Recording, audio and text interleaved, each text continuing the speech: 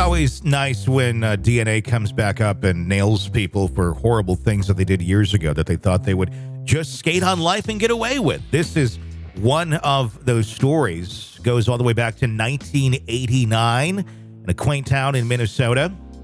They witnessed a harrowing event that would shape the course of child safety regulations in the U.S. for decades to come. It's the unresolved disappearance and eventual tragic murder of 11-year-old Jacob Wetterling. It sent shockwaves across the nation at the time, inspiring a movement for child safety and law reformation. I remember being in Wisconsin, and we had a case where it was a little girl that was out riding her bike, same sort of thing, country roads. We all used to do these sort of things and picked up. I don't know that they ever found her, quite honestly. I'd have to look that up. We had another one at our mall where it was a woman, and I knew her. She was our waitress at a restaurant quite frequently.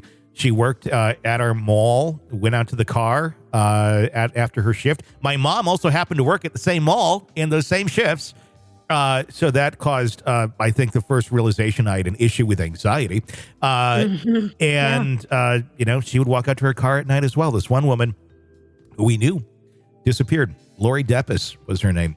And I don't know if they've ever solved that one. I could be completely wrong on that, but I don't believe they did. At least it went unsolved for decades, if something has happened since then. But when I was a child, I would have panic attacks. Knowing my mom was out there, and what I hated about it, and I'm not trying to make this about me, but it's an interesting tie-in, because when I read this story, it was like, oh gosh, I had flashbacks to that. It was what I hated about it was parents would not necessarily help your child through those things at those times, or any sort of mental health, thoughts. It was like, stop worrying. He's fine. You'll be fine. He'll be okay. Just go to bed. Play with your friends. Do this. It's like, yeah. That anxiety still lives with me to this day. And I still have, it's not anywhere near where it was back then, but certainly I think it created PTSD after all that. And I'll be honest with you, this Jacob Wetterling case, I lived in Minnesota during this time in a suburb, and 1989, while I was just getting out of high school, if you want to, age me a little bit here. Sure. I was I was 6th, 7th grade. So, yeah. Yeah, absolutely. And this made it so that we were scared as kids, that we always thought, okay, you don't go out by yourself because things could happen. You went out with your friends and then you were safe. This case absolutely proved that even if you were with your friends, things could still happen. It started on October 22nd. Jacob was cycling home from a local convenience store in St. Joseph, Minnesota, with his brother, Trevor, and his friend, Aaron Larson. The innocent journey was cruelly interrupted. A masked man wielding a revolver forced the boys into a ditch.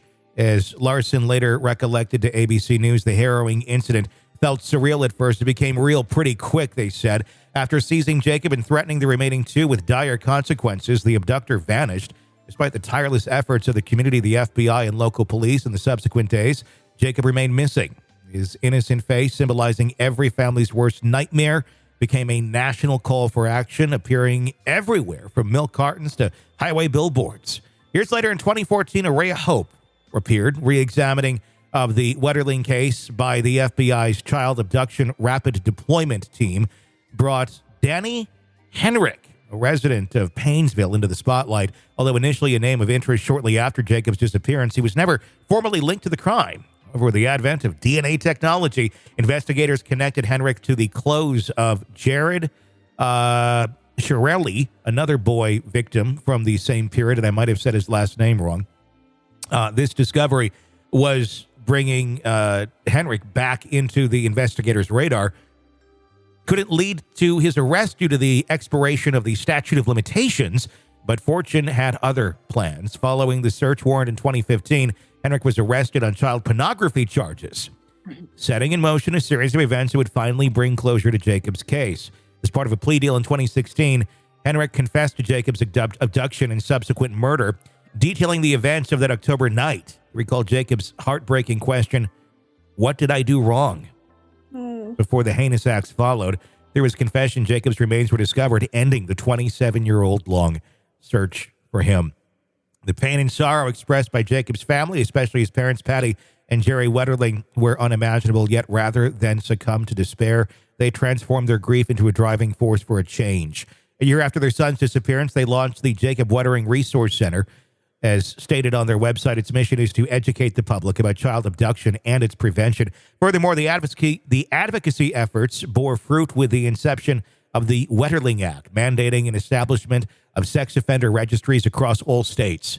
Patty Wetterling's relentless determination was summed up by her husband, Jerry, in an interview with ABC News. Jacob spurred Patty into being a bulldog for keeping kids safe. The chronicle of this heart-wrenching journey, however, does not end there. 34 years post the tragic incident, Patty Wetterling is about to release her book titled Dear Jacob, A Mother's Journey of Hope.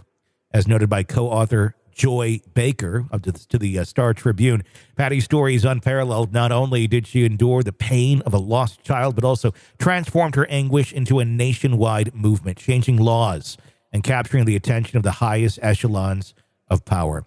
Her book is set to be released coming up today, October 17th. Yeah. It promises to be an inspirational testament to a mother's love, hope, and unwavering resolve. It's every parent's worst nightmare. I can't imagine going through something like that now being a parent.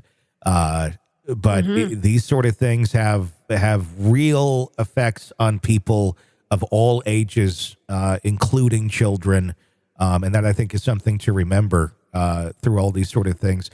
They may not show it, but some of those that are more sensitive and attuned to what's going on around them, this shit is horrifying.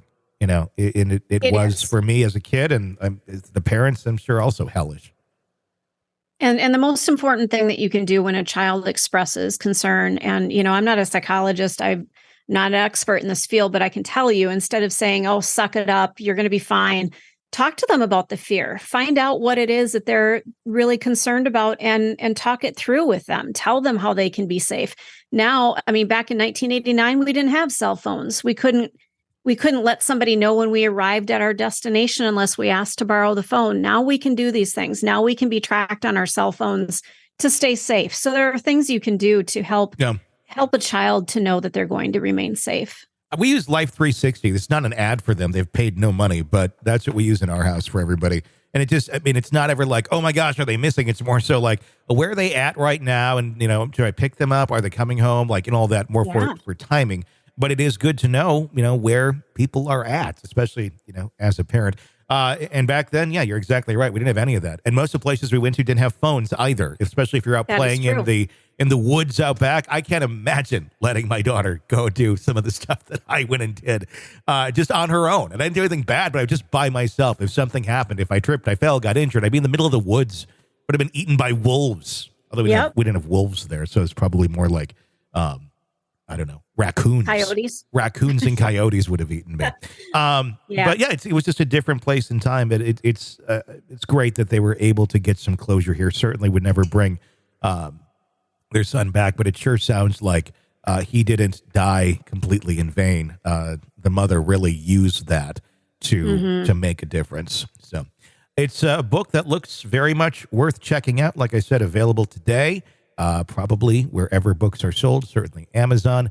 The book, Dear Jacob, A Mother's Journey of Hope. Sick of the ads? We are too. Start listening with no commercials now and get access to all of our episodes in advance of everyone else. Become a True Crime Today Premium Plus subscriber on Apple Podcasts. Search True Crime Today Premium Plus on Apple Podcasts or go to our podcast page and sign up now. True Crime Today Premium Plus. Sign up now.